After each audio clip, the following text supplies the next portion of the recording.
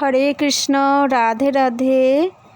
আজ রাধাষ্টমীর, তাই সকল ভক্তবৃন্দকে জানাই আমার তরফ থাকতে অনেক অনেক শুভেচ্ছা ও অভিনন্দন। সকলেই ভালো থেকো এবং সুস্থ থেকো। রাধে রাধে। আজ একটু মন্দিরে যাব, তাই সুন্দর করে আলতা পরে নিলাম। তো পুজোর যা কিছু সামগ্রী নিয়ে আমরা বেরিয়ে পড়লাম। সাথে আছে পাশের বাড়ির যা এবং কাকিমা।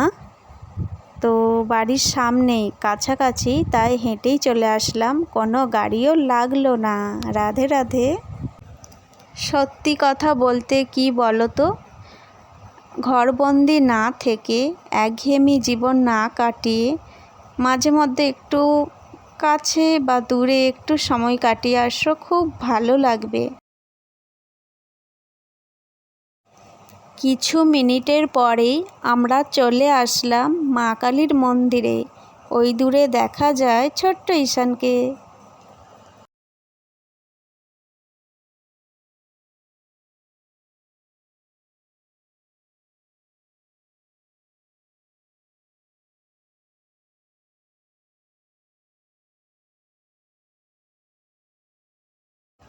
মন্দিরের চারপাশটা কত সুন্দর, খুব ভালো লাগছে।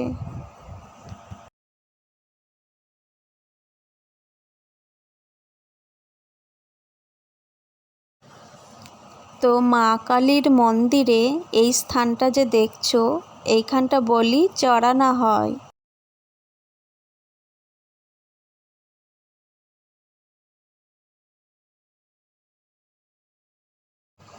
মন্দিরের সামনে এই বেলগাছটা খুব সুন্দর।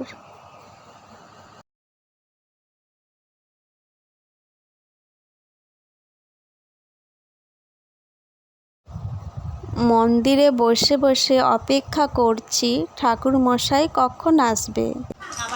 ঠাকুর মশাই একটু পরেই চলে আসলো, সেই জন্য গেট খুলে দিয়েছে এবং মা কালীকে দর্শন করছি, খুব ভালো লাগছে। মা কত সুন্দর।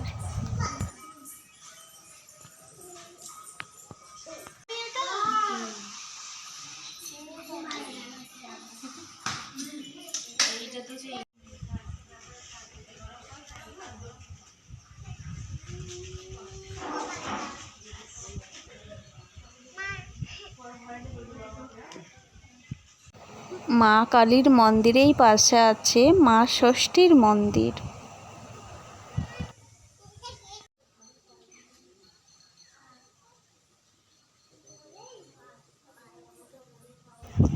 আমি তোমাদের একটু মন্দিরের চারপাশটা দেখিয়ে দিই, তবে তোমাদের খুব ভালো লাগবে।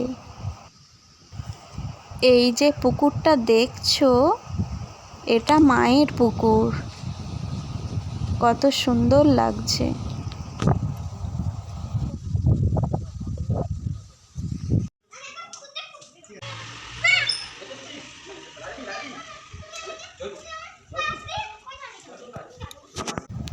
ছোট্ট ঈশানের মনে হলো একটু মন্দিরের ঘন্টা বাজাবে, তাই ঘন্টা বাজালো।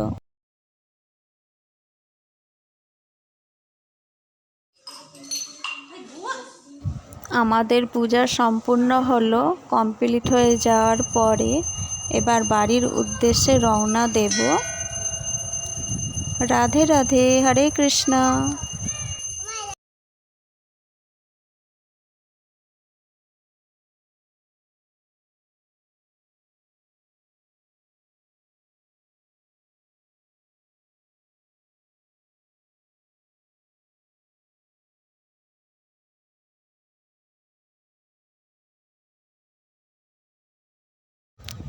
বাড়ির উদ্দেশ্যে রওনা দিয়ে দিলাম।